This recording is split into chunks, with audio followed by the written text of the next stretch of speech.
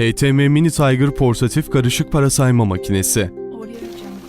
Türk lirası ve euroyu karışık olarak sayar ve %100 sahtesini yakalar. Amerikan dolarını adet olarak sayar ve sahtesini yakalar. Karışık para sayma ve genel toplam tutar gösterme.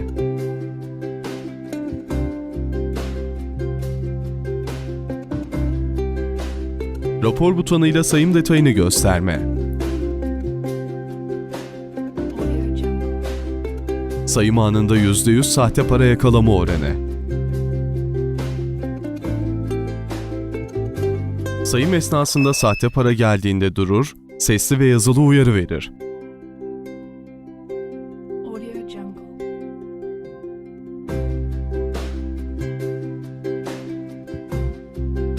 Deste butonuyla sabit ve karışık desteleme yapma.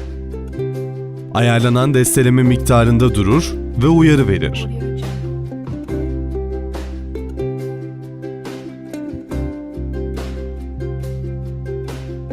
Para cinsi butonuyla para türünü değiştirme.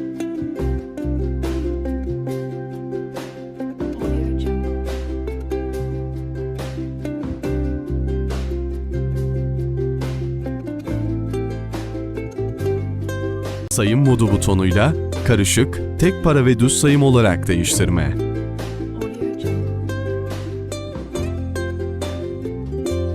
Ekleme özelliği sayesinde toplam kasa tutarı hesaplama. Her açıdan düzgün görüntü sağlayan, her yöne dönen ekran